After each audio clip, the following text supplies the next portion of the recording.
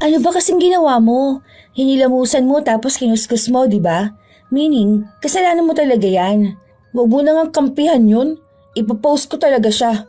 Mag-SS din ako ng page niya. Lalagay ko rin ng link para awareness.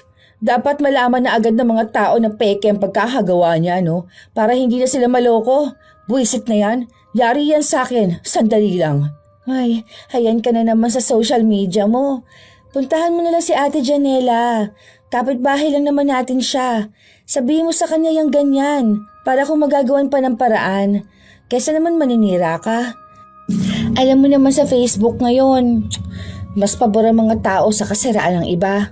Mas okay kung sasabihin mo ang concern mo sa mismong tao kaysa ipadaan mo pa sa social media. Baka masira pa yung negosyo niya. Yun na nga lang ang bumubuhay sa kanila. Huwag kayong papaloko sa babae na to. Tingnan nyo ang nangyari sa pilikmata ko. Kung ayaw nyong maglagas din ng pilikmata ninyo, umiiwas na agad kayo. Ito ang page niya. Mga peke lang ang nakalagay dyan na kunwari magaling siyang gumawa.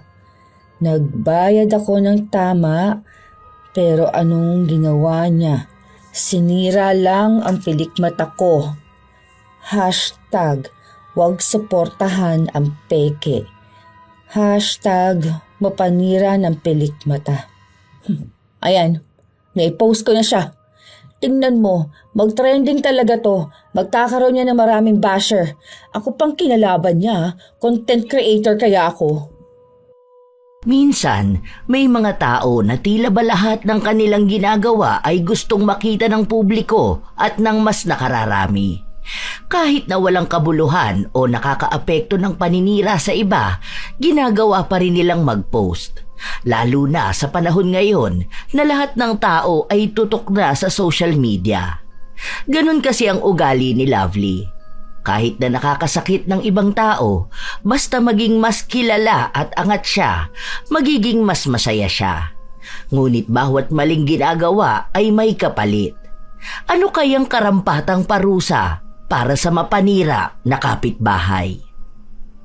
Oh, yari ka sa akin. Ipopost kita, kala mo ha?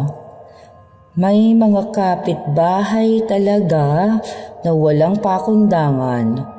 Nagpapatugtog at videoke, ang pangit naman ng boses. Te, ano na naman yung ginagawa mo? Magpo-post ka na naman sa Facebook. Nakakahiya ka naman. Anong nakakahiya doon? Account ko naman to ah. Ang daming nakakakita ng post mo. Para kang mas malala pa sa Jejemon. Pati yung panis na ulam, pinapost mo pa. Parang pati yung pagtulog mo ng alas 8, ipopost mo pa. Pati yung tubig na may lemon na iniinom mo, ilalagay mo pa sa story mo. Nakakahiya ka talaga. Oh, bakit mo ba ako pinangikialaman ha? Content creator ako, kahit ano talaga gagawin. Anong content mo? Oh, mag-review ng kung ano-ano. Pati mga palabas. O tapos i-post yung mga sa para sa mga awareness, ganon. Wala ngang kwenta laman ng account mo. Wala pang likes. Hoy, marami rin kahit paano, no? Nasa 10 likes din yun. Engagement yun para ma-monetize yung Facebook ko. Paano nga mangyayari yun kung walang kwenta yung mga ginagawa mo sa account mo? Hindi mo gayahin yung kay Ate Malu. Magpo-post siya ng mga reels pero yung magandang reels. Tapos nagpo-post naman siya nung may mga kabuluhan na pictures at caption na talagang nakakatulong sa ibang tao. Yung iyo kasi walang kwenta eh. Konti na lang ibablock na kita talaga. Wala akong pake. Basher ka lang. Basta account ko to, kaya gagawin ko kung anong gusto ko. Sinasabi ko lang. Hindi nagpatalo si Lovely sa kanyang kapatid. Basta ang alam niya lang, gusto niyang makita ng mas maraming tao ang mga ginagawa niya sa buhay. Kapag may nakakaaway siya, nagpo-post siya ng mga sama ng loob. Minsan may mga kaaway siyang pumapatol sa kanya. Minsan naman, pinababayaan na lang siya dahil hindi naman lahat ng tao ay sanay na makipag-away, lalo na kung sa social media. Isang araw, habang nakatambay sa labas si Lovely, nagpicture siya ng tutubi na dumapo sa lamesa niya. Baka i-post mo pa yan. Ano bang pakialam mo? Hala, pinost niya nga talaga. May caption pa talaga na may nakita akong tutubi. Parang tanga eh. Ano naman kung may nakita kang tutubi? Kailangan ba ipaalam mo sa lahat? Huwag mo nga akong pakialaman. Kapag ako kumita sa Facebook ha, tingnan mo, hindi talaga kita bibigyan ng pera. Dead ma lang talaga sa basher. Pinagtatawanan ka na kasi ng mga kakilala natin. Sabi nga ng kaklase ko, in-unfriend ka na niya eh. Ang toxic mo raw kasi sa social media. May followers pa naman ako ah. Wala akong pakialam sa ibang tao. Doon ka na nga sa loob. Magugas ka ng plato. Sinipa pa ni Lovely ang kapatid niya para pumasok sa loob ng bahay nila. Pagkatapos nun, binuksan niya ulit ang cellphone para mag-post. Wala akong pakialam kung i-unfriend mo ako. Hindi ka naman mahalaga sa buhay ko. Pagka-post niya nun, may nag-comment na isang kaibigan niya at tinanong kung sino yon. Sinabi niya lang na kung sinong naiinggit sa kanya. Ayaw na lang daw niyang pansinin at patulan. Ilang araw pa ang lumipas, halos kada minuto siyang nagpo-post, kahit ang ginagawa niya. Kapag maglalaba siya, ipopost niya pa na naglalaba siya. Kapag napagod siya, ipopost niya ring pagod siya at kaunti na lang ang lalabhan. Kapag nagmimerienda siya, ipopost niya rin na nagmimerienda siya, kasama ang video ng pagkain niya. Ganon siya sa araw-araw kaya lagi siyang pinagsasabihan ng kanyang kapatid. Kung ano kasing ingay ni Lovely sa social media, siya namang tahimik ng kapatid. Isang hapon, habang nasa labas si Lovely, nakita niyang kauuwi lang ng kapitbahay nila. Galing kayang ospital, be? Oo ate, nagpa-check up si Lola. Saka bumili na rin ako ng gamot. May nagpunta kasi kanina. Magpapalagay ata ng eyelashes. Kaso wala naman kako atang tao dyan. Nag-chat nga sa akin. Hindi kasi siya nagsabi na pupunta siya eh. Dapat bukas pa yun. Kaya ayun, hindi ko siya nasabihan na wala nga ako rito. Dumarami na yung nagpapagawa sa'yo ah. Paano ba yan? Napopost ka sa Facebook, ganon? Sa mga group te. Yung iba naman kusang nagchat-chat sa akin kasi nirecommend ako ng dati kong kliyente, ganon. Bakit hindi ka kaya gumawa ng page mo? Para doon mo ipopost yung mga nagawa mo na. Para kapag may nakakita tapos nagustuhan nila, pupuntahan ka nila rito. Meron ako ate, kaso nasa 10 likes lang ata yung page ko. 10 likes lang? Grabe naman yun. Ako followers ko naman 10K na eh. Mas sikat pa ako sa'yo na may business. Hindi ko naman hangad ang kasikatan. Saka naka-private din naman yung account ko. Hindi ako pala post. Ang pinopost ko lang sa mga page yung mga gawa ko. Saka customers lang naman ang hanap ko. Hanggat may dumarating sa akin, masaya na ako. Malaking tulong kasi nito sa amin ni Lola. Lalo na at kaming dalawa na lang ang magkasama. Ako lang yung inaasahan niya eh. Sa bagay, hindi naman para sa lahat ng kasikatan. Pagkapasok ni Janela sa loob ng bahay nila, nag-post na naman si Lovely. Bakit kaya may mga tao na umaasa sa iba? Kapag matanda ka na, dapat hindi ka nagiging pabigat sa apo mo. Ewan ko rin kung bakit hindi sila nagplano sa buhay nila noong kabataan nila. Kaya kapag ako, hindi ako papayag na sasalo ako ng matanda. Wala pa akong anak, dapat enjoy lang sa buhay. Hindi pwedeng sabihin na porket lola, dapat nang akayin. Ayan, okay na yan. Sana mag-trending to. Tapos magbigay sila ng stars sa akin. Tapos maraming engagement para naman magkaroon na ako ng content monetization. Gusto ko na kumita sa puro post. Maya-maya lang ay may mga nagkomento na sa post niya. Higit sa inaakala niya. May mga sumang-ayon sa kanya pero meron namang mga nagpaliwanag kung bakit may ibang tao na ginagawa yon. Habang dumarami ang taong nakakapansin ng post niya, nagiging masaya naman siya.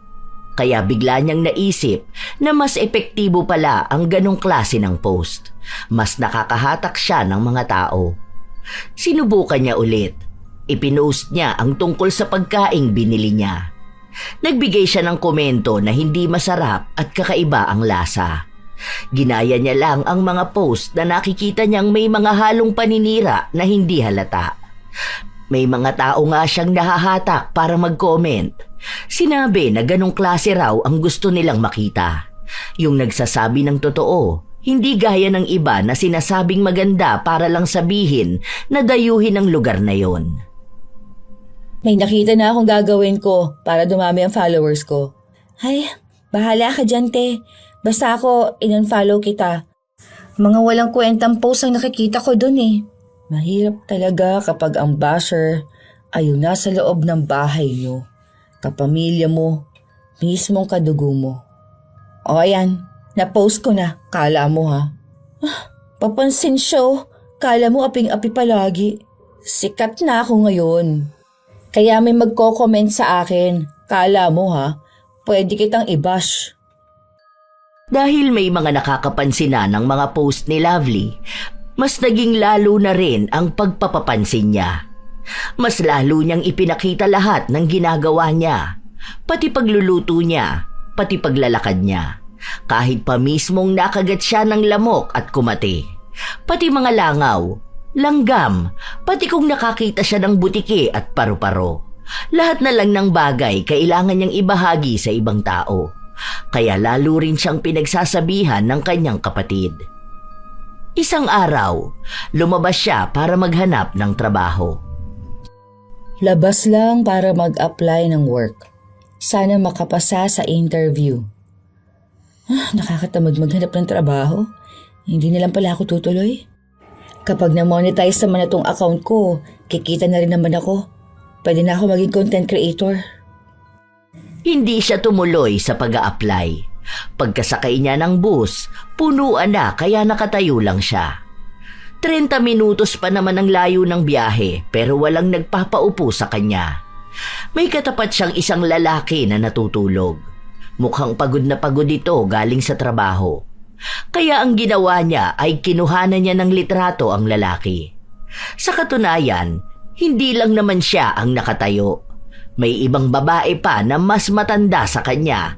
May kasama pang mga bata pero nakatayo lang. Hindi naghahangad o nanghihingi ng upuan sa ibang tao. Iba na talaga ang panahon ngayon. Ang kakapal na ng mukha ng mga kalalakihan. Hindi na nagpapaupo ng babae. Wala na talagang gentleman ngayon. Katulad ng lalaki na to na hinayaan lang akong tumayo kahit na pwede naman niyang ipaubaya sa akin ang upuan niya. #walang gentleman. #nakatayo sa bus. #uuwi na. Pagkababa niya ng bus, naglakad naman siya papasok sa eskinita nila. May isang binata na hindi sinasadya na mabangga siya. Ayos to binangga ako. Makapag-note nga. Kilalanin mo sinong binabangga mo. Yan, okay na. Post nga ako. May bumangga sa akin. Hindi man lang nag-sorry. Pagka-uwi niya, nakasalubong niya pa si Janela na naghahatid ng kliyente palabas ng eskinita. Diretso ka lang dyan, tapos sa kanan ka lumiko. Ayun, sa kanto na yun. Bakit hinatid mo pa yun? Hindi ba yun marunong maglakad? Hindi niya raw kasi alam yung daan palabas. Ano mga service mo ulit, be? Eyelashes, tapos minsan naman makeup, minsan reband. Depende kung ano, basta pwede ko pagkakitaan. Magkano sa eyelashes mo? $350. Gawan mo ko. Pero libre lang tapos ipopromote ko yung business mo. Marami akong followers para kumita ka. Ay, hindi pwede, te. Alam mo naman na yung kinikita ko ang binibili ko ng gamot ni Lola. Ako pa nagpapaaral dun sa 2 kong kapatid. Tapos pangkain namin. Binibili ko rin ng ibang gamit para sa iba kong service. Hindi ko kaya yung libre. Di wag. Dami mo namang sinabi. Gusto lang kitang tulungan, no? Ako na nga ang nagmamagandang loob. Ang dami kong followers na kapag nakita ang post ko, pwede maging potential customers mo. Hindi na naghintay pa si Lovely ng sagot mula sa kanilang kapitbahay. Pumasok na agad siya ng bahay nila. Nasa pinto pa lang siya, nagbukas na naman siya ng social media. Just got home. Kapagod ang araw na to. Tapos, may isang tao pa na inalok ko ng tulungan, ayaw pa. Minsan talaga mga tao ayaw ng tulong. Hay, andito na naman tong feeling famous na to. Magpo-post pa yan siya na nakauwi na siya. Tapos mamaya niyan, post niya pa yung ulam namin na nilaga, tapos may caption pa yan na, tara, kain. Oh, ano sa'yo? At least may likes. At least ka dyan. Te, burahin mo nga yung post mo kanina doon sa may lalaki. Kawawa naman yung tao. Bakit ko naman buburahin yun? Sa totoo naman talaga na hindi siya gentleman. Hindi mo ba nakita na mukha siyang pagod? Mamaya working student yun na walang tulog at pahinga. Tapos sisiraan mo lang siya. Hindi ka naman special na tao, no, para paupuin niya. Ano, PWD ka ba? Buntis? Senior? Diyos ko, hindi naman, di ba? Kahit na. Dapat kapag may babae na nakatayo, alam na sana ng mga lalaki kung paano sila aakto, no? Mano sanang tumayo siya, tapos paupuin ako, di ba? Pagod din naman ako, ah. Te, 2024 na, huy. Matuto kang tignan kung anong lagay ng lalaki na nagpapahinga. Nauna siya umupo doon. Lahat ng tao may pagod. Pero kung gusto mo pala makaupo, edi sana hindi ka sumakay sa bus na puno ng mga tao. Sana naghintay ka ng sumunod, di ba? Hindi mo ginagamit sa tama ang platform mo. Huwag mo nga akong pagsalitaan. Wala kang alam dahil bata ka pa lang. Tabi nga dyan, iniinis mo na naman ako. Pagpasok pa lang ng kwarto ni Lovely, kung ano-ano na naman ang pinopost niya. Nagpost pa nga siya ng litrato niyang nakahiga na at nilakipan niya pa ng caption na higa muna dahil nakakapagod na araw ito.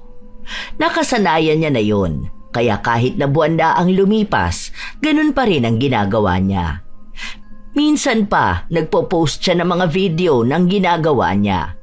Kulang na lang pati pagligo niya ay detalyado niyang sinasabi. Minsan pa may nakaaway siyang kapitbahay nila dahil sa huli niyang post. Yari sa akin yan. Ipopost ko talaga yung pagbumukha niya mamaya. Alam mo kapag ikaw idinimanda sa kagaganyan mo, tatawanan lang kita. Oh, wala naman pagdemanda mga yun. Hindi mo sure. May mga libreng abogado, no? Wala naman nakukulong sa pag-post, no? Tsaka may freedom of tayo. Di ba yun? Freedom of expression. Hindi sa lahat ng bagay pwede mong idahilan ng freedom of expression. Pwede kang makasuhan ng cyber libel. Kapag nag-post ka ng pagmumukha ng iba tapos pangit ang mga sinasabi mo, pwede nila maging ebidensya yon. Basta may screenshot sila. Dagdag pa ang Data Privacy Act. Hindi lang yan. Marami pang pwedeng ikaso sa'yo, no? Lalo na kumuha ka ng picture na walang pahintulot. Intentional pa ang pangungutya mo sa tao. Hindi mo alam yon, di ba? Hindi ka kasi nag-aral na mabuti noon. O tapos ngayon, nilamon ka ng social media. Akala mo porket may freedom of expression tayo, pwede mo na gawin kahit na mali. Hoy, dami mo alam. Bahala ka sa buhay mo. Ang daming ang gumagawa nun. Bakit wala namang nakulong, di ba? Invento lang yung mga act na yan, no? Walang ganyan sa totoong buhay. Bakit, abogado ka ba, ha?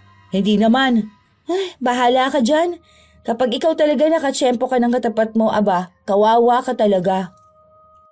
Kahit na anong sabihin ng kanyang kapatid, hindi siya nakikinig. Dahil ang iniisip at ang alam niya lang, hanggat may kakayahan siyang mag-post, gagawin niya. Paulit-ulit. Kung ano-ano na lang, mapatao, hayop, bagay o pangyayari. Basta naisipan niyang i-post ay gagawin niya. Hanggang sa isang araw, nagising ang lahat ng tao sa bahay nila matapos niyang sumigaw. Ano ba yun, te? Anong problema mo?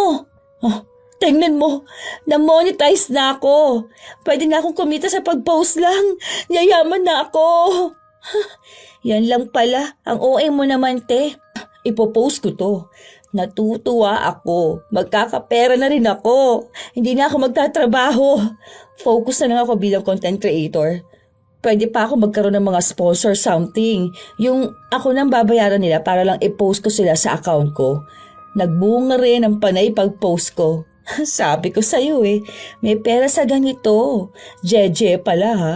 Huwag kang hihingi na allowance mo ha. Hindi pa man nakakabangon sa higaan niya si Lovely, nagpost na agad siya ng napakahabang pasasalamat na nabigyan siya ng pagkakataon na kumita sa Facebook. Simula noon, mas lalong kung ano-ano na lang ang pinopost ni Lovely. Kukuhanan niya ng litrato o kaya video ang walang kwentang bagay sa kanya ipopost para panoorin ng mga sumusubaybay sa kanya. Kada may like o kaya comment, ipopost niya rin. Basta may laman lang palagi ang kanyang account. Isang beses pa, may kapitbahay na naman siyang kinaiinisan. Ipopost ko to. I-delete ko na lang mamaya. Nakakainis talaga kapag may kapitbahay kang inggitera at intrimidita. Papansin masyado. Napakaarte at nakakapikon. Hindi makaintindi, tapos mukhang dugyutin pa.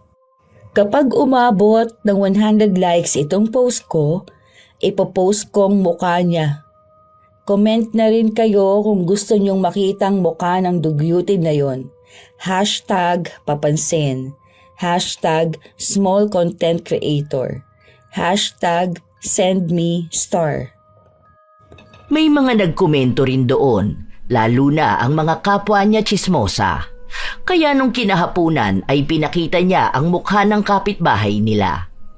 Dahil doon, nag-away sila lalong dalawa. Ipinost din ng kapitbahay nila ang mukha niya. Nag-away sila habang ang daming taong nakakabasa noon. Hindi nagpapatalo si Lovely, kasabay na hindi rin nagpapatalo ang kapitbahay nila. Nagkapatawagan pa nga sa barangay. Bakit ako ang magsasorry dyan? Siya ang nauna mang away sa akin, no? Walang nais na humingi ng tawad sa dalawa. Hanggang sa pinagkasundo sila na burahin mismo sa harapan ng barangay ang mga post nila na litrato at mga paninira na may kinalaman sa isa't isa.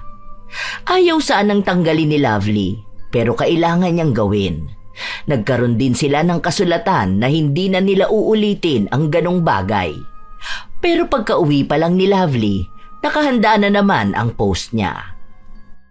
Kagaling lang sa barangay. Hindi tayo papatalo. #kapag nasa katwiran, ipaglaban mo. #small content creator. Hala siya oh. Papansin talaga eh. Bakit ba? Naiinis pa rin ako sa kanya eh. Pumirma ka nga na bawal mo na siyang i-post, di ba? Oh, wala namang pangalan niya sa post ko ah. Duwag kasi yun eh. Tigilan mo na kasi ang ganyan te. Kumikita ka ba dyan sa ginagawa mo? Oo, basta maraming engagement. Kaunti pa lang kasi nagsisimula pa lang naman ako eh. Kita mo na? Parang piso-piso lang kita mo dyan. Pero yung kahihiyan na dala niyang panay post mo, parang ano, basta nakakahiya. Basta, wag mo akong pakialaman. Nagpatuloy ang pag-iingay ni Lovely sa social media. Basta may maisip siya o may ginagawa, ipapaalam niya sa lahat. Na para bang inaabangan din ng mundo ang tungkol sa buhay niya. Hapon na pala. 3:14 p.m. na. Hindi ko napansin kasi babangon pa lang ako sa higaan. Merienda tayo mamaya. #ano kayang merienda? Ay, Diyos ko. Pati oras talagang sasabihin mo pa sa social media. Kapag ba hindi mo sinabi ang oras, hindi nila alam ang oras na? Bakit ba basher ka? Inaano ba kita? Ang OA mo kasi te, nakakainis. Buhay ko to ha. Kung anong ipopost ko, yun ang gagawin ko. Ay, lowbat na pala ako. Lowbat na ako. 4% na lang. Tamang hanap ng charger. #nasaan na ba yun? Napapailing na lang ang kanyang kapatid. Hindi niya alam kung anong gagawin para lang tumigil ang kanyang ate. Hindi naman niya ito pinipigilan na mag-post. Pero wag naman daw sana na lahat ng kilos niya ipapaalam niya sa mundo. Na mismong pag-inom niya ng tubig o kaya ay nabulunan siya, sasabihin niya sa social media. Parang wala na siyang itinago sa publiko. Alam na alam ang lahat ng nangyayari sa kanya. Isang araw, Habang nagvi-video si Lovely ng kanyang sarili, dumating na naman sina Janela at ang lola niya. Ingat ka po, La. Iapak niyo po muna yung kanan yung paa. Sandali lang. Ang sakit ng balakang ko. Anong nangyari sa kanya, be?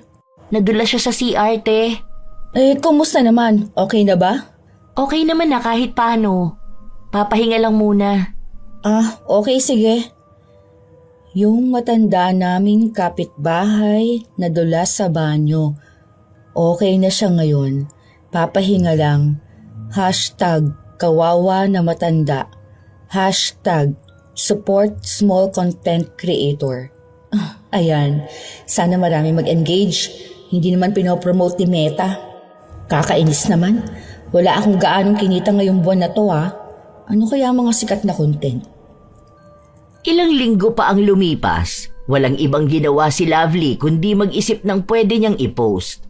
Minsan kasi nawawala ng tao na sumusuporta sa kanya.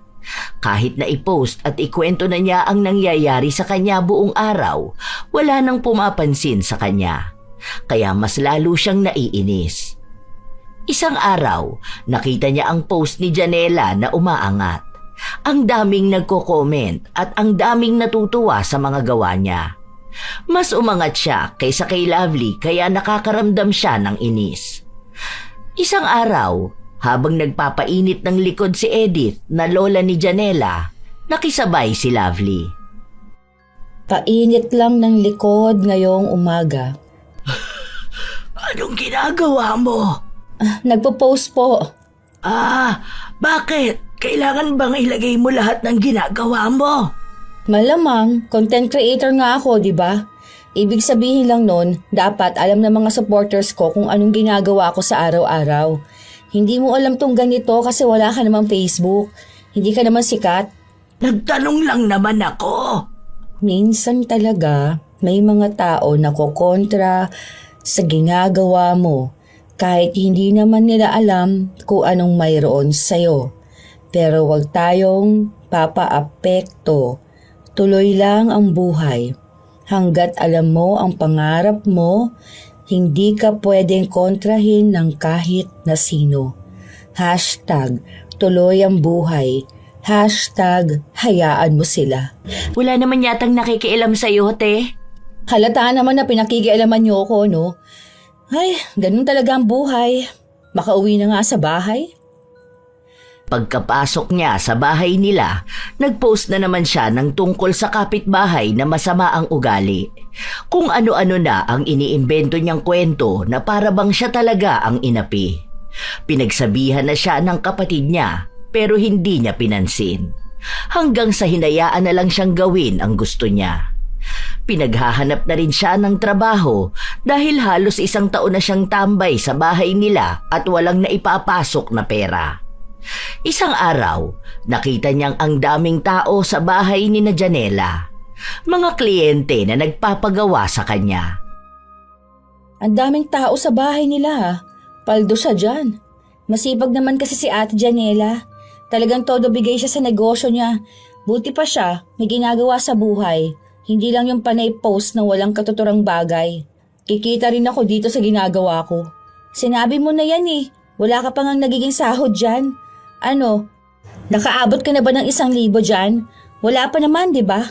Hindi naman maganda gawa niya Tsaka hindi naman karerahan ng buhay. Hindi ako nakikipag-unahan sa kahit na sino. Hindi nga karera ang buhay, pero hindi pwede magpakastuck sa isang bagay na hindi ka naman aasenso. May mga taong pwede sa kanya maging content creator. Meron ding hindi. Huwag nang ipilit kung hindi para sa'yo. Ano na naman yung ginagawa mo? Magpo-post ka na naman? Anong sasabihin mo na may basher ka na naman? Ipo-post kayo motivational, no? Para naman hindi isipin ng mga tao na nahuhuli sila sa buhay. Walang mangyayari sa pag-motivate mo sa kanila kung ikaw mismo hindi naman mamamotivate. Alam mo, kung gusto mong sumikat sa social media, dapat gamitan mo ng utak. Hindi pwedeng walang kwentang post. Ano ba namang gagawin ng tao doon? Tingin mo ba magiging interesado sila kung ang mababasa lang niya kung anong oras na, kung sardinas ang inulam mo? Wala silang pakialam sa ganun. Ang sumisikat, yung may mga mapapala sila. May bago, may masaya o may kakaiba. Hindi yung normal na nangyayari sa kanila sa araw-araw. Hindi yan. Yung iba nga mag-hello lang siya, nagiging sikat na agad. Depende na lang talaga yan. Bahala ka sa buhay mo. Basta sinabi ko na sa'yo. Kasi ako, tutok din ako sa social media. Dami kong nakikita. Naiirita pa nga ako kapag ang pinopost yung mga walang kwenta. Na pati pagtawid nila sasabihin pa. Wala naman akong problema sa mga post na nasa galaan. May biniling bagong gamit, may achievement. Ang ayokong yung pinopost, pati yung paghahanap ng charger. Ano kaya yun? Hindi ka kasi content creator kaya hindi mo yun alam. Kapag ito na yung ginagawa mo, malalaman mo kung bakit ganito ako. Ipinagtanggol pa rin ni Lovely ang kanyang sarili. Hanggang sa isang araw, nagpasya siyang magpalagay ng pilikmata kay Janela. Gusto niyang i-video yon para may maipakita siya sa mga tao. Schedule kita bukas, te ha. Meron kasi ako irereband ngayon eh. Kailangan kong unahin yon kasi last week pa siya nagpa-schedule. Hindi naman pwede yun ha. Ako nga yung nandito. Mas una naman ako kaysa sa kanya, di ba? Tsaka para saan pa na magkapit-bahay tayong dalawa? Minsan na nga lang ako magpapaayos ng pilikmata ko. Tsaka iba-vlog ko kasi to. Ipapost ko yung reels. Ayaw mo yun? Libre na yung pag-promote ko sa negosyo mo. Buti nga magbabayad pa ako sa'yo eh. Tapos ipapost pa kita. Ako na muna. Aalis ako bukas eh. Mamayang gabi na lang, te. Basta matapos ko agad. Dalawa kasi yun eh. Ako na lang ang pupunta dyan sa inyo mamayang gabi. Sure yan ha? Baka naman pagod ka na nun at inaantok. Tapos baka hindi mo na ako magawa ng mas maayos. Hindi naman pwede yung ganun. Baka magreklamo lang ako sa'yo. Hindi yan. Kaya ko pa naman yun. Saka hindi naman masyadong pagod yung kamay ko nun. Basta magkaroon lang ako ng pahinga. Okay, sige. Hintayin na lang kita mamaya.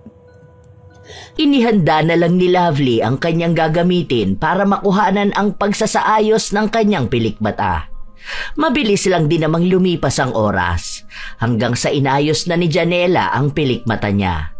Nagbayad naman siya ng buo at maayos. Ang ganda ko naman dito. Ang ganda ng mga vlog kapag ganito, no? Kitang-kita sa video. Gaano katagal to? Mga 1 year? 1 year pa nga. First time mo ba, te? 1 to 2 weeks lang yan, depende sa pag-aalaga mo. Oo, te, mga 1 to 2 weeks yan. Basta wag mo lang kuskusin lalo na kapag naliligo ka. Tapos wag mong hilahilahin. May iba kasi na kapag bored sila, hinihilan nila eh. Kasi malalagas din pati yung pilikmata mo. Hintayin mo na lang kasi kusa naman yan mawawala ng dikit. Ay, ganun? Walang 1 year nito? Tara nga, picture tayo. Ipopost ko to para may ibang makakita tapos magpapagawa sa'yo. May commission ba ako pag nakakuha ako ng customer? Depende, te. Anong depende? Dapat tag 50% tayong dalawa. Hoy, huwag ka naman ganyan, te. Ipopost mo lang naman yan ah. I-post mo man yan o hindi, may mga customer talaga si Ate Janela. Maawa ka naman sa tao. Daig mo pa mga sikat na influencer eh. Akala mo talaga may fandom siya na mahihikayat. Hoy, sikat pa rin ako no? Yung mga pinopost ko, umaabot yung iba ng 1K views. Kahit na, hindi pa rin tama yung nagagatasan mo si Ate Janela. Huwag na kayo magtalo. Okay na sa akin kahit hindi, te. Kahit wag mo na lang ako i-post. Kasi may sarili na rin naman akong page. Doon ko na inilalagay yung iba. Saka tumataas na rin naman ang followers ko doon. Nasa 3K lang ang followers mo doon. Wala naman sa akin yun eh. Basta may customers ako. Basta may kinikita ko. Kailangan ko kasi sa bahay namin saka kay Lola. Lalo na ngayon na ang daming dagdag sa gamutan niya. Kaya kahit wag mo na ako i-post eh. Salamat na lang. Umuwi na rin si Janela matapos nun. Wala pang isang oras na inilalagay ang pilikmata ni Lovely. Naghilamos siya. Kinuskus niya rin ang mata niya kahit na sinabi na sa kanya na wag niyang gagawin. Pinaalalahanan din siya ng kapatid niya pero hindi niya sinunod. Hindi siya nakinig sa sinabi sa kanya kaya ang nangyari, naglagas ang ilang bahagi ng pilikmata niya. Pati tunay na pilikmata niya ay nalagas. Nung nakita niya ang sarili sa salamin, inis na inis siya. Buwisit naman talaga oh. Kaya hindi ako naniniwala dyan kay Janela eh. Yari sa akin to, ipopost ko talaga siya. Hindi naman kasalanan ni Ate Janela nangyari dyan. Hindi mo ba nakita na nasira yung gawa niya? Hindi dapat ganito. Nagbayad naman ako ng maayos O tapos masasira lang yung totoong pilikmata ko? Ano ba kasing ginawa mo? Hinilamusa mo tapos kinuskas mo, di ba? Meaning, kasalanan mo talaga yan. Huwag mo ngang kampihan yun. Ipopost ko talaga siya. Mag-SS din ako ng page niya. Lalagay ko rin ng link para awareness. Dapat malaman na agad ng mga tao na peke ang pagkakagawa niya para hindi na sila maloko. Buisit na yan. Yari yan sa akin. Sandali lang. Ay, ayan ka na naman sa social media mo. Puntahan mo na lang si Ate Janela. Kapitbahay lang naman natin siya eh. Sabihin mo sa kanya yung ganyan para kung magagawan pa ng paraan kaysa maninira ka. Alam mo naman sa Facebook ngayon, mas pabor ang mga tao sa kasiraan ng iba. Mas okay kung sasabihin mo ang concern mo sa mismong tao kaysa ipadaan pa sa social media. Baka masira pa yung negosyo niya. Yun na nga lang ang bumubuhay sa kanila. Huwag kayong papaloko sa babae na ito. Tingnan ninyong nangyari sa pilikmata ko. Kung ayaw niyong maglagas din ang pilikmata niyo, umiwas na agad kayo. Ito ang page niya. Mga peke lang ang nakalagay dyan na kunwari magaling siyang gumawa. Nagbayad ako ng tama pero anong ginawa niya? Sinira lang ang pilikmata ko. #wag suportahan ang peke. #mapanira ng pilikmata. Ayan, naipost ko na siya. Tignan mo, mag-trending talaga to, magkakaroon niya ng maraming basher. Ako pa ang kinalaban niya, content creator kaya ako. Talagang ipinost mo siya? Hindi ka na naawa sa tao. Ginagamit mo talaga yung platform mo para sa ikasira ng iba. Ewan ko sa'yo, ang pangit ng ganyang pag-uugalit eh. Kinaumagahan, pagkagising ni Lovely, ang daming notification. Lahat galing sa post niya tungkol kay Janela. Grabe naman to. Umabot ng 30k reacts. Tapos nasa 4k ang comments. Ang dami. Hala, anong sabi dito? Kaya ako naniniwala ako na hindi dapat suportahan yung mga ganyang negosyo. Hindi na nga sila nagbabayad ng tax, ganyan pa sila. Oh, tama. Hindi naman registered yung business niya. Ito pa comment. Ang arte mo naman. Mukhang sinadya mo lang naman tanggalin yan para ipamukha na nalagas talaga. Ilang taon na ako nagpapa-eyelash, alam ko kapag sadya ang pagkakatanggal. Ah? Mas marunong ka pa sa akin ha, teka. Delete ko comment mo at ibablock kita. Buti pa tong ibang tao sang-ayon at kinakampihan ako. Habang nagbabasa si Lovely, nakarinig siya ng pagkatok sa pinto nila. Mag-isa lang siyang naiiwan sa bahay dahil nag-aaral ang kapatid niya habang ang ina naman nila ay nagtatrabaho. Tumayo siya para buksan ang pinto. Nakita niya si Janela. Te, pabura naman ako ng post mo. Ayusin ko na lang yung pilikmata mo. Hindi ko naman alam bakit ganyan ang nangyari. Wala pa kasi nagrereklamo sa akin na ganyan. Sana sinabi mo na lang sa akin kagabi. Aayusin ko naman yan eh. Pakibura mo na lang yun, te. May negosyo kasi ako eh. Kailangan ko yun. Kahit ibalik ko na lang binayad mo sa akin. Please, te. Ayoko. Hindi pwede yung ganyan. Bakit kasi hindi mo inayos? Alam mo na nga na content creator ako, di ba? Sana kasi inayos mo yung trabaho mo. O ngayon, naniniwala ka na may impluwensya ako? Parang awa mo na, te. Masisira ako niyan. Hindi ko na kasalanan yun, no? Basta ako nag-post ako para lang malaman nila. Maging lesson na lang yan sa'yo. Halos lumuhod na si Janela sa pagmamakaawa niya, pero hindi siya pinansin ni Lovely. Paano yun buburahin ni Lovely kung yun ang unang beses niyang makakatanggap ng ganun karaming pansin sa publiko? Ang daming pumapanig sa kanya, ang dami ring pinupuna siya. Pero kada kontra sa kanya, binubura niya ang mga yon. Mas gusto niyang makita ang kasiraan ni Janela. Mag-post kaya ulit ako. Ang lakas ng loob, hindi pa rin siya tumitigil, guys. Kawawa naman yung mga naloko niya. Mabilis lang din at dumami ang komento at reaksyon ng mga tao. Hati na naman ang opinyon. May nagsasabing isumbong daw sa barangay at hinga ng permit. May nagsasabi rin na tigilan na niya dahil kawawa naman ang mga tao. Pero mukhang tama nga si Elsa. Mas gusto ng mga tao na pag-usapan ang kasiraan ng iba. Kaya doon sumikat si Lovely. Habang pilit na binubuo ni Janela ang sarili niya at ibinabalik ang tiwala ng mga tao, patuloy naman siyang sinisiraan. Pati litrato niya at ng lola niyang walang muwang sa problema, nadadamay na. May mga humihiling na mamatay na ang matanda dahil hindi niya raw nadisiplina ang apo niya. Isang hapon, nasa bahay lang si Lovely at tuwang-tuwa siya sa mga nababasa niyang masasakit na salita patungkol kay Janela. Maya-maya, dumating ang kapatid niya. Burahin mo na yun. Grabe na pambabash ng mga tao kay Ate Janela. Bakit ko naman buburahin? Sikat na nga ako. Kumikita na yung account ko. Ang dami ko ng followers at reactors. At talagang masaya ka pa sa ganyan? Aba, syempre, no? Gusto kong sumikat at kumita eh. Anong pakialam ko sa ibang tao? Nagkakaroon ng depression yung tao, te. Ay, gusto kong content yan Magpo-post nga ako mamaya na depressed ako dahil sa mga ginawa ni Janela sa akin. Ang insensitive mo talaga, no? Pati yung seryosong bagay ginagawa mong content. Hanip namang pag-uugali yan.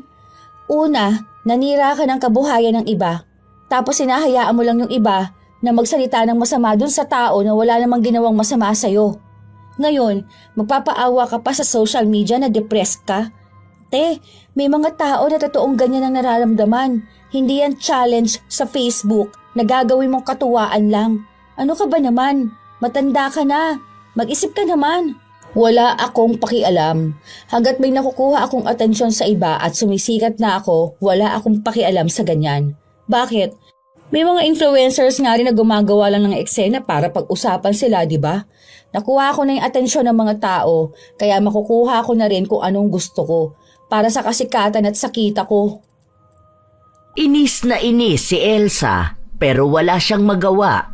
Pinagsabihan na rin ng kanyang ina si Lovely dahil naaawa na ito sa kapitbahay nila. Pero sadyang matigas ang puso ng dalaga. Masaya siya sa atensyon ng tao. Masaya siyang may nagagalit sa iba.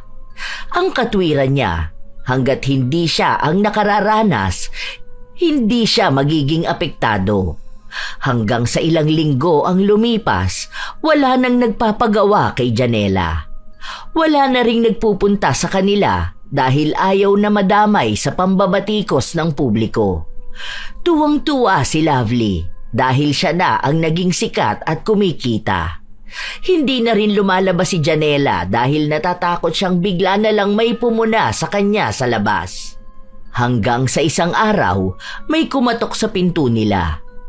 Pagbukas ni Lovely, ang nakita niya ay ang lola ni Janela.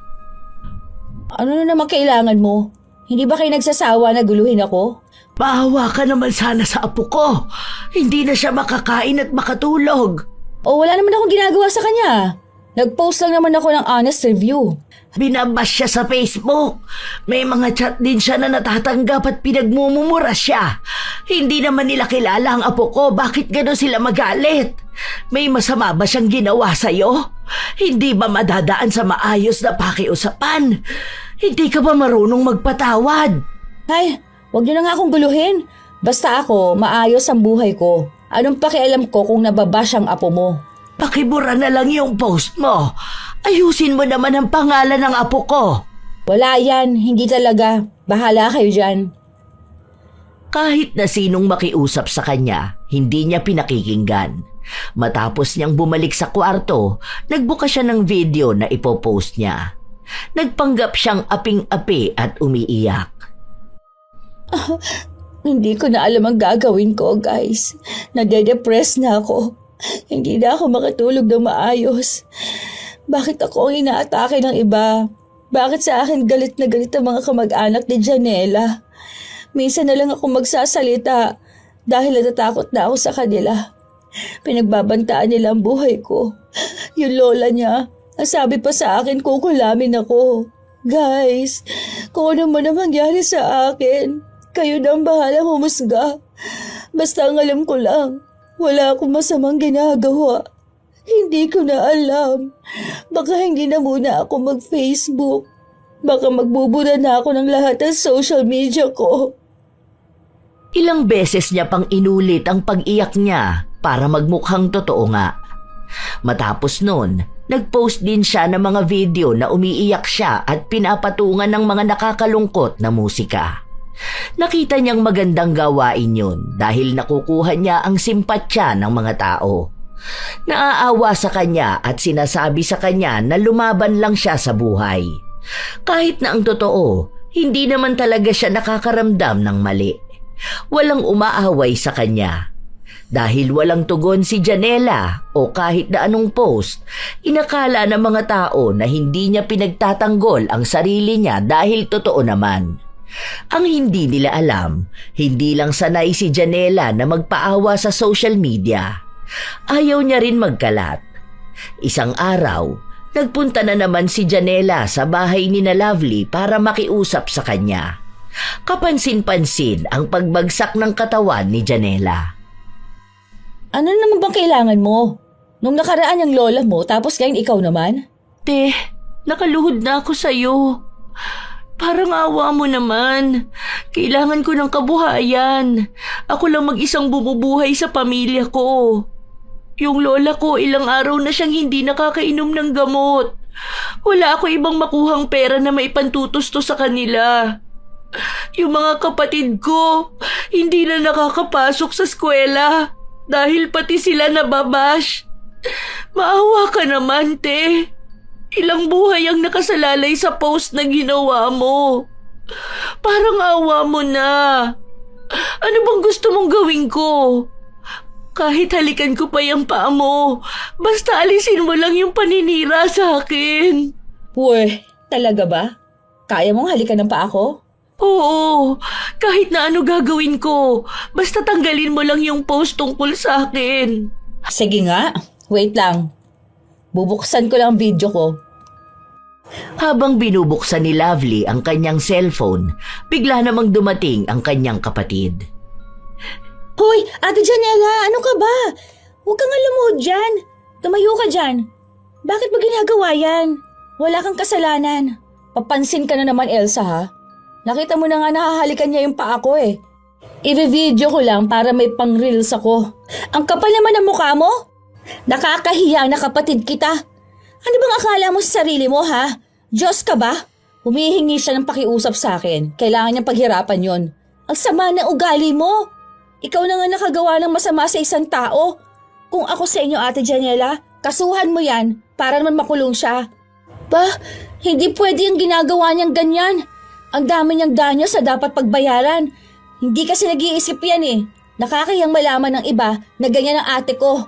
Kailangan ko kasi talaga magkaroon ng kabuhayan ulit eh. Nawala na ng tao na nagtiwala sa akin. Tapos kahit na hindi naman ako may gawa nun sa iba, ako nirereklamo nila. Kaya ang dami na rin hindi naniniwala sa akin. Hindi na ako makatulog ng maayos. Hindi na rin ako kumakain dahil ang daming problema sa buhay ko. Yung lola ko, mas naaawa ako sa lola ko na walang gamot. Kailangan pa namang tuloy-tuloy yung gamutan niya.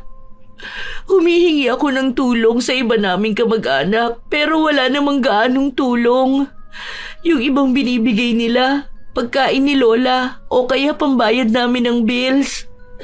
Kung alam niyo lang na yun lang ang pinagkakakitaan ko.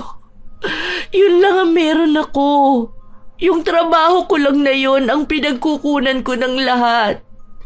Maawa naman na kayo sa akin. Hindi ko na alam kung anong pwede kong gawin. Hindi naman ikaw ang may kasalanan noon. Masyado lang mataas ang ambisyon ng isa rito. Akala mo naman magiging totoong masaya siya kapag napansin siya ng mga tao sa social media.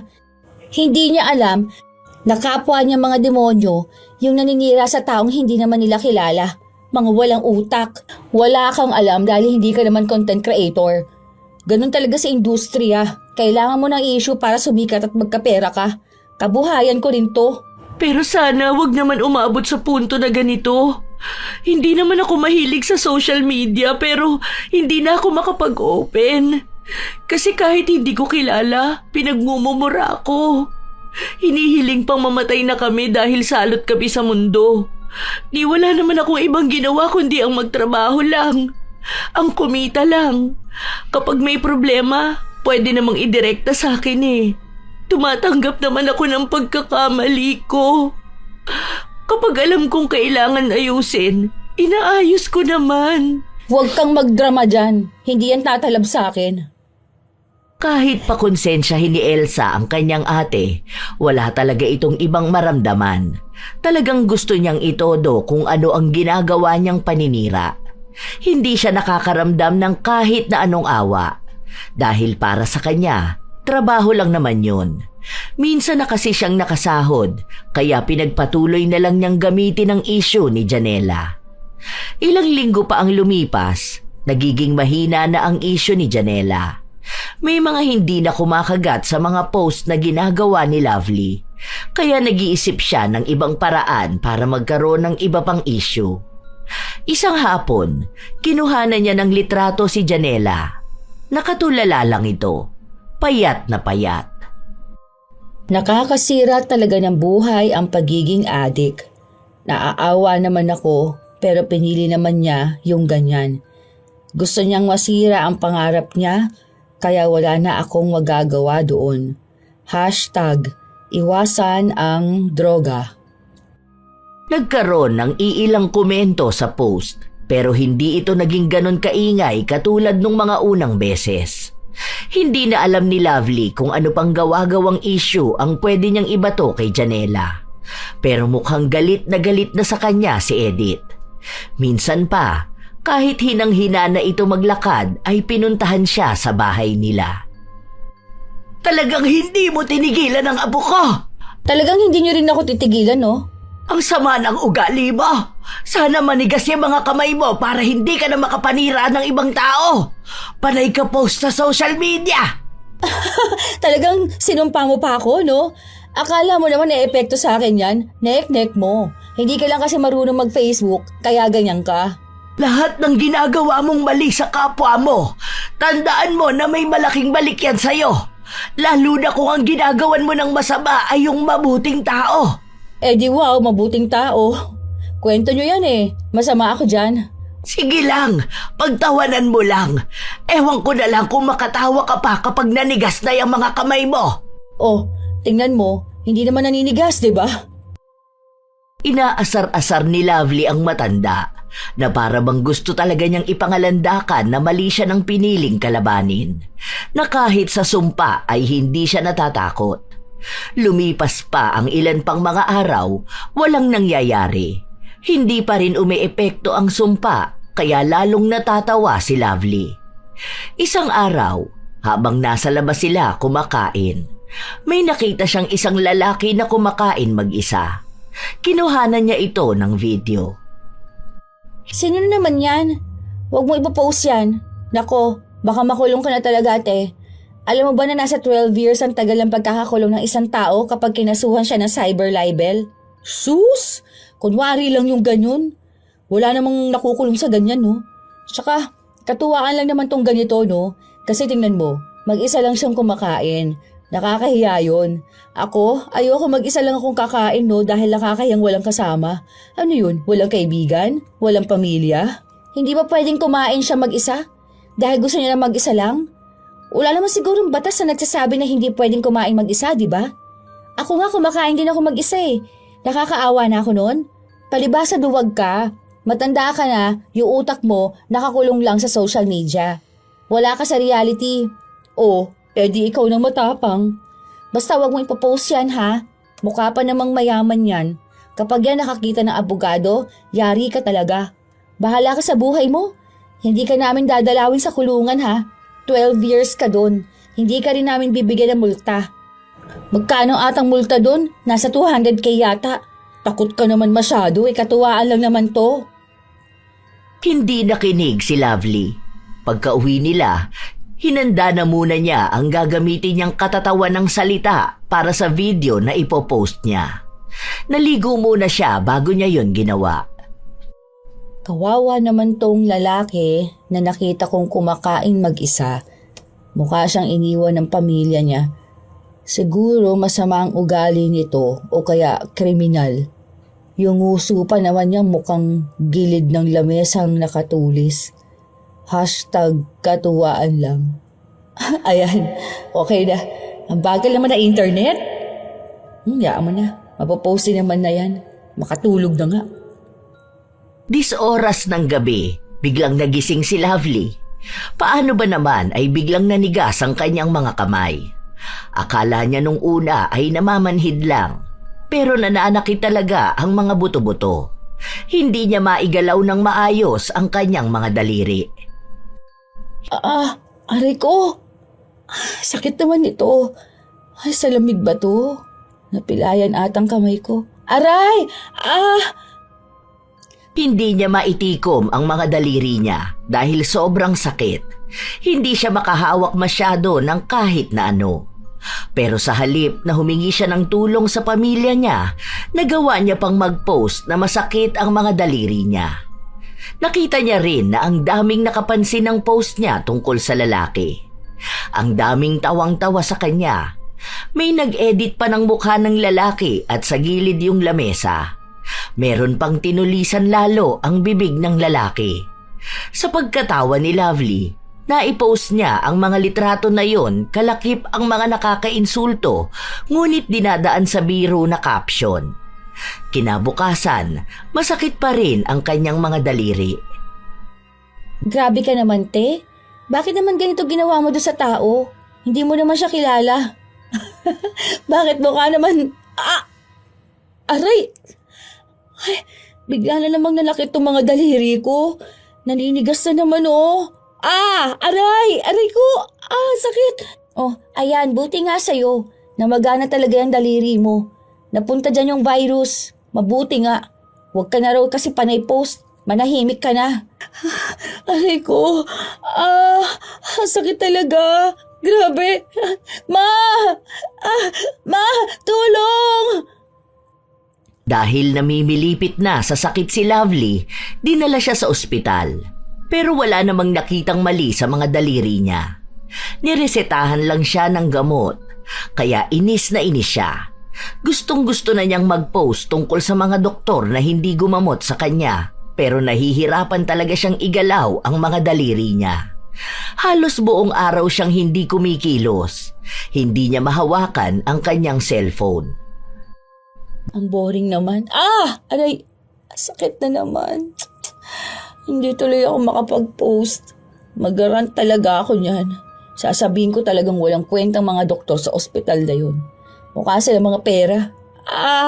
Aray! Sakit! Sakit na naman. Nako, kaya nga nangyayari sa'yo yan bilang parusa sa'yo. Ang sama ba naman ng mga pinagpo-post mo eh. Tingnan mo, hindi mo na magawa ulit, di ba? Sana ganyan ka na lang talaga para hindi ka na makapanira ng ibang tao. Masyado ka kasing mapanira na kapitbahay. Wala ka bang puso? Ay, ako pang walang puso, te. Di ba nga pinaluhod mo pa si Ate Janela? Tapos gusto mo pa siyang humalik sa paa mo? Deserve mo yan, no? Nakakasawa rin mga post mong walang kwenta. Para matuto ka naman sana na wag na mag-post ng walang kwenta. Tapos wag ka na mag-post kapag hindi mo naman kilala ang tao. O kaya kasiraan ng iba. Aray, grabe. Ayan na naman, ang sakit na naman. Tawagin mo si Mama. Ang sakit talaga. Aray ko. Dinig na dinig sa labas ang hiyaw ni Lovely. Kahit na anong oras ay umaatake ang sakit na nararamdaman niya. Hindi siya makakain hanggat hindi siya sinusubuan dahil hindi nga siya makahawak. Hindi rin siya makaligo. Hindi niya malinisan ang kanyang katawan. Wala na siyang magawa dahil hindi nga niya maigalaw ang mga daliri niya. Umiiyak din siya palagi dahil hindi siya makapag-post. Ang dami pa naman sana niyang sasabihin, lalo na tungkol sa kanyang mga daliri. Isang araw, nasa labas siya habang nagpapahangin, nanakit na naman ang kanyang mga daliri. Pinipigilan niyang ipakita ang sakit dahil nakikita siya ni na Edith at Janela. Ano? Masakit ba? Ang alin? Walang masakit sa akin, oh. Huwag mo na siyang pansinin, La. Napaparusahan ka na sa mga pinaggagawa mo. Mabuti nga. Ang dami ng taong apektado sa mga ginawa mo. Ah! Aray! Ayun na naman. Naninigas na naman ang mga daliri ko. Paano? Iyang mga daliri na yan ang ginamit mo para may mahirapan at magdusa ng mga tao. Kung sana ginamit mo ng mas maayos ang impluensya mo, hindi yan mangyayari sa'yo. Aray ko! Ikaw ang may kasalanan nito. Isinumpa mo ba naman ako eh? Aray! Mangkukulam ka siguro. Hindi na nakapagsalita pa ulit si Lovely dahil sa sakit na sakit siya sa mga daliri niyang sobra na ang paninigas. Lagi niyang sinisisi si Edith sa nangyari sa kanya. Kung makakapag-post lang ulit siya, baka kung ano-ano na lang kwento ang gagawin niya. Malamang ay sisiraan na naman niya ang maglola. Lagi niya ring sinasabi sa kanyang pamilya na isinumpa siya kaya ganon ang nangyayari sa kanya. Pero hindi siya pinaniwalaan. Hanggang sa nagpatuloy ang pananakit ng kanyang daliri. Inabot na yon ng ilan pang mga buwan. Habang siya ay nahihirapan at nagdurusa, unti-unti namang nakakabawi si Janela. May pailan-ilang tao na bumabalik sa kanya at nagpapagawa. Kahit paano kasi ay natatabunan na ang issue na ginawa ni Lovely. Nung nalaman yon ng dalaga, naiinis siya. Dahil siya hindi na makabawi-bawi. Natutuwa ako. Buti nilang okay na si Ate Janela. Kaunti man yung tao na nagtitiwala ulit sa kanya, at least meron na ulit. Ganun siguro talaga kapag wala kang ginagawang masama. Lagi pa rin papabor sa yung tadhana. Tapos yung mga masasamaang ugali, ayan, pinaparusahan. Talaga ba? Hindi rin naman aray! Ayan na naman. Ay, ang sakit na naman ang mga daliri ko. Buti nga ganyan ka ngayon. Kasi malamang, kung nakakapag-post ka, hindi mo tatantanan si Ate Janela. Baka sisiraan mo na naman siya. Kawawa naman sila. Talagang sinubok siya ng panahon, no? Ang hirap mabash, no? Kahit na wala ka namang ginagawang masama. May mga tao kasi talaga na gaya mo eh. Yung alam lang magalit at manira ng iba. Wala nga akong aray. Ay, teka, may tao ata, no? May kumakatok eh. Teka, lalabas lang ako. Pagpunta ni Elsa sa pinto, nakasilip si Lovely. Nakita niya ang isang lalaki, may pulis at may taong taga-barangay. Lumapit din ang kanyang ina at mukhang seryoso ang nangyayari. Maya-maya pa, umalis ang mga lalaki. Ano yun? Bakit daw? Pinapatawag ka, te. Ako? O bakit ako? Yung lalaki na pinost mo na sinasabi mong kasing tulis ng lamesa ang uso, nag-file ng kaso sa'yo, cyber libel. Kakausapin daw muna ni mama kasama ka. Makikiusap daw na areglohin na lang. Kapag hindi yun pumayag, aakit ang kaso. Pwede ka makulong. Talaga ba? Joke ba yan? Hindi to joke, te. Serious offense ang ginawa mo. Yan ang sinasabi ko sa'yo eh. Ayaw mo maniwala sa akin na pwede kang makasuhan. May mga ebidensya sila. Una, kumuha ka ng video ng isang tao nang walang pahintulot. Pinakialaman mong private space niya.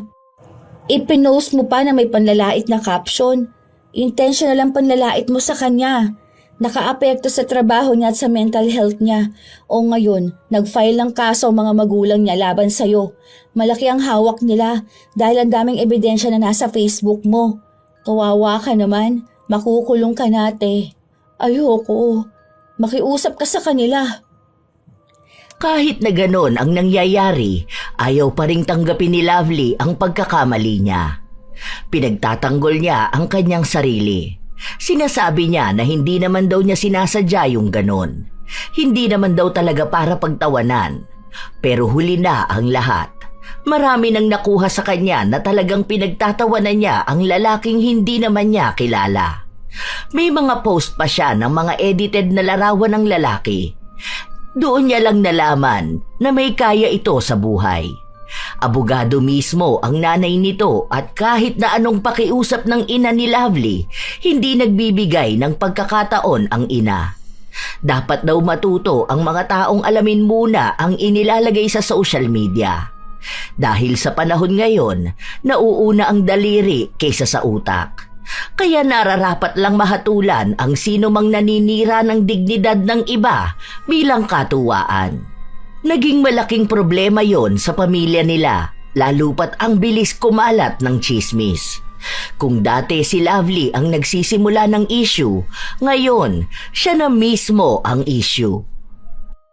Grabe mga pinagsasabi ng mga tao sa'yo, oh. Dati kasama mo itong mga to na nambabash, ah. Ngayon ikaw na ang binabash. Ganon talaga sa mundo ng social media. Ika nga, think before you click. Yan kasi, sa kagustuhan mo sumikat, o ayan, sikat ka na. Nakikita na nila mukha mo, oh. Ini-edit ka na rin nila. Ang sakit na nga ng mga daliri ko, eh. Hindi na nga ako makakilos, hindi pa sila naawa sa akin. Hindi nila ako pinapatawad. Paano ka naman kasi patatawarin kung hindi naman totoo yung paghingi mo ng tawad? Nako, kung kay Ate Janela nga hindi ka humingi ng tawad, doon pa kaya sa lalaki?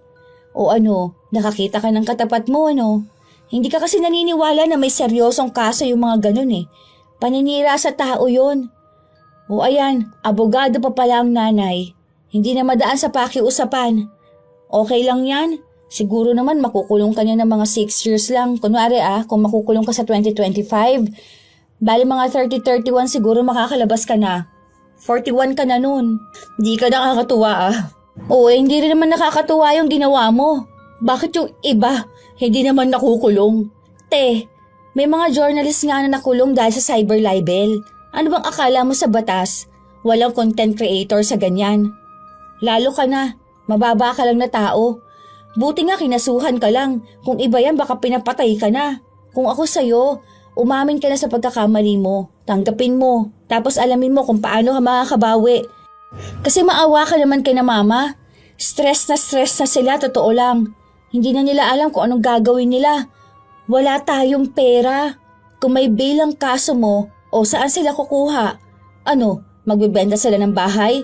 Hindi naman siguro sila pwedeng kumatok sa puso ng sambayanan tapos ang dahilan nila, ipantutubo sila sa anak nilang nakulong dahil sa cyber libel. Mag-isip ka, te. This time, gumamit ka ng utak. Hindi puro fame ang iniisip mo. Umuusad ang kaso. Hindi na talaga alam ng pamilya ni Lovely ang gagawin nila. Lumalala rin ang sakit ng kanyang mga daliri. Dahil hindi niya alam ang nangyayari sa social media, hindi niya alam kung anong pinagsasasabi sa kanya ng mga tao. Palapit ng palapit ang pagbibigay ng sentensya sa kanya. Doon niya lang napagtanto ang mga dapat niyang gawin. Sa pag-iisa niya sa loob ng kwarto at paglayo sa social media, natutunan niyang hindi habang buhay iikot ang buhay niya na alam dapat ng publiko ang ginagawa niya.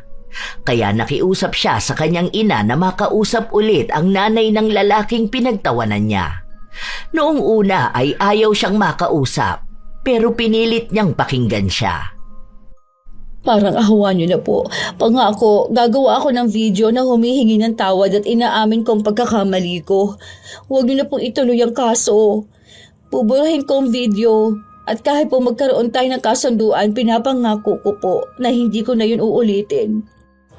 Kung gagawa man po ako ulit ng ganun, kahit po ikulong niyo na ako ng diretsyo, bigyan niyo lang po ako ng pangalawa pang pagkakataon. Maawa na po kayo. Magbabago na po ako. Mabuti na lang din at ramdam ang sinseridad niya, kaya hinayaan siyang gawin ang mga pinangako niya. Una muna ay ang video niya ng paghingi ng tawad. Ginawa niya yon. Inamin niyang ginawa niya yon para may pagkatuwaan. Hindi siya nag-isip muna. Mas inuna niyang isipin ang magiging kasikatan niya na hindi naman tama. Ang dami niyang inamin na kasalanan at paghingi ng tawad.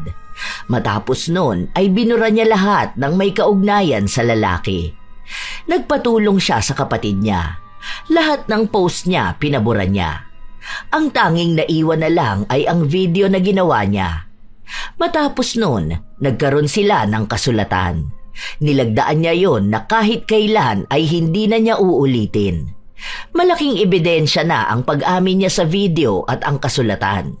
Kaya sa oras na gawin niya ulit yun, makukulong na siya. Nakahinga na sila sa problema na yun, pero hindi pa sa sakit niya.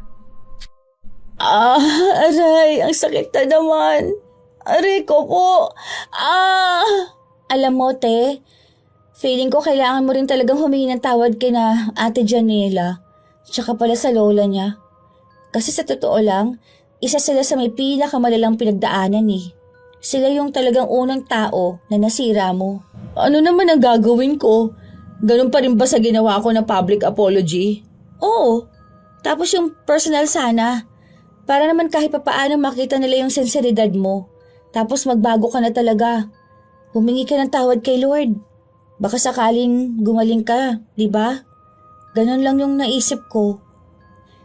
Katulad nga ng sinabi ng kapatid niya, yun mismo ang ginawa niya. Humingi muna siya ng tawad na ipinost niya sa social media. Inamin niyang siya talaga ang may mali.